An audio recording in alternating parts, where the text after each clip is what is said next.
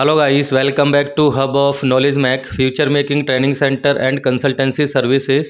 तो यदि आप अच्छी जॉब ना मिलने के कारण या सर्विस में अच्छा इंक्रीमेंट ना मिलने के कारण करियर में पिछड़ रहे हैं, या फिर दोस्तों आप डिग्री डिप्लोमा करने के बाद किसी कारण बस जॉब नहीं कर पाए हैं, तो आप हमारा training centre hub of knowledge Mac join करें।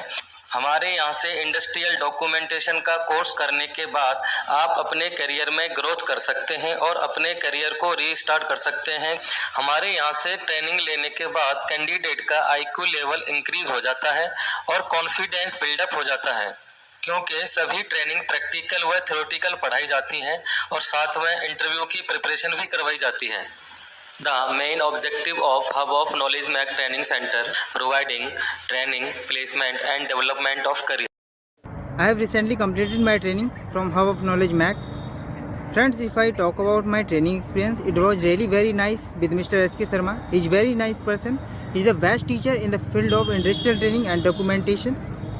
Friends, if you want to learn from zero to hero, then this is the best place for take off your career at peak. This is Jairam from Bangalore. I have successfully completed online course from Mr. Sanjay Sharma. After completing online course, drastic improvement in my career. Thank you above knowledge Mac team. Myself Sunil from Bangalore. I have completed the course of ISO 9001 2015 through the Hub of Knowledge. I am Subhasis. I am from Madhya Pradesh. I have done online training course. It's very useful. Hi, my name is Ashutosh Rai from Faridabad. I have completed my online training course. It's really a future maker training center. My name is Swapnil from Pune. I have completed my online training course. No doubt, this is a future making training center. Hi, my name is Manish from Bahadurgarh. दोस्तों, root card को define करेंगे। Root card basically होता क्या है? Root card को production card, job card, routine work card और traveller card भी बोला जाता है, क्योंकि ये रूट कार्ड एक ऑपरेशन से दूसरे ऑपरेशन पे मूव करता है टिल फाइनल ऑपरेशन तक। ओके, तो कैसे डिफ़ाइन किया है इसे? जॉब कार्ड एक ऐसा डॉक्यूमेंट होता है जिसमें बैच प्रोडक्शन की कंप्लीट डिटेल होती है, जिसके द्वारा हमें batch quantity, operation detail, machine का नंबर, ऑपरेटर का नाम, ओके व रिजेक्ट पार्ट का भी पता चलता है। ये कार्ड एक ऑपरेशन से दूसरे ऑपरेशन पर मूव करता है।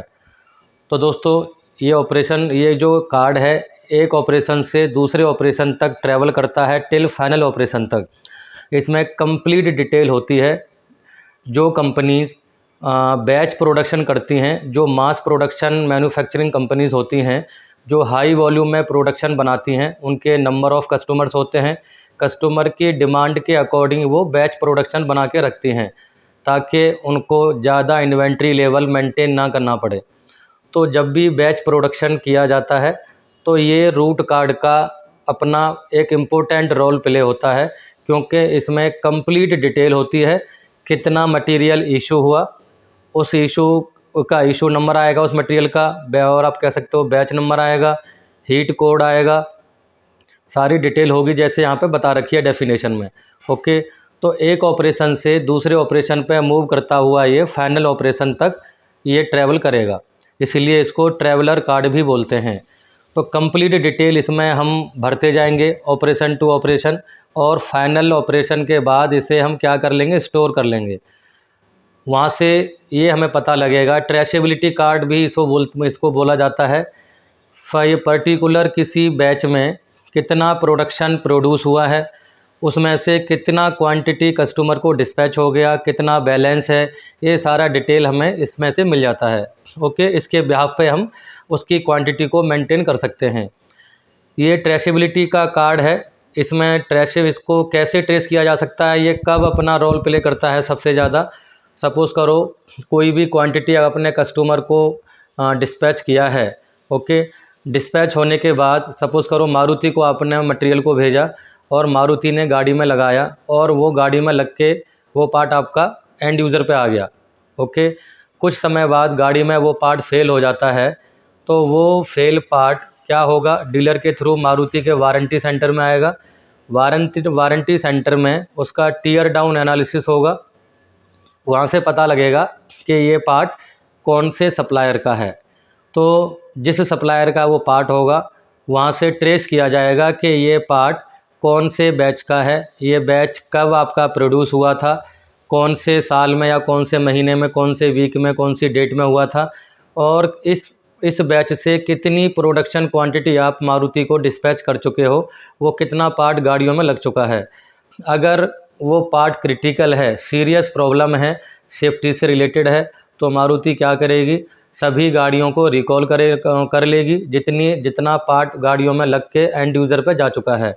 ओके, या गाड़ी में लग करके वो उनके डीलर एंड पे या डिस्पैच यार्ड में, मटेरियल होल्डिंग एरिया में अगर है तो डिस्पैच यार्ड जिसे कहते हैं, तो सारी गाड़ियां रीचेक करी जाएंगी। उसमें पार्ट को रिप्लेस करना है तो रिप्लेस कराया जाएगा या फिर उसकी पार्ट की क्वालिटी चेक की जाएगी। तो ये उस समय पे ट्रेस करना बहुत ही ईजी होता है रूट कार्ड के थ्रू।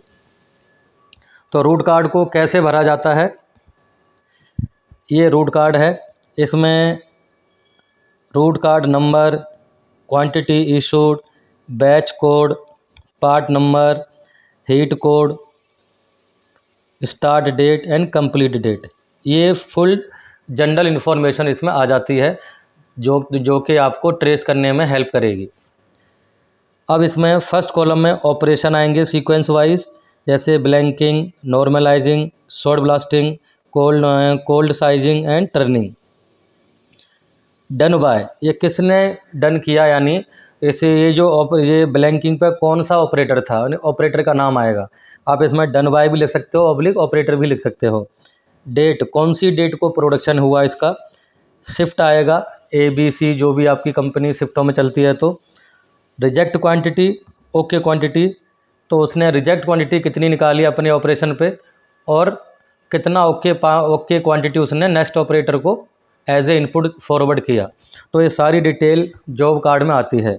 जैसे ब्लैंकिंग ऑपरेशन पे क्वांटिटी इशू हुआ रमेश को, कितना इशू हुआ क्वांटिटी, वो क्वांटिटी आपको इशू हुआ 500, क्योंकि क्वांटिटी इशू यहाँ लिखना चाहिए, क्वांटिटी इशू लिखा रहे यहाँ पे लिखना चाहिए 500, तो यहाँ आपका 500 आएगा।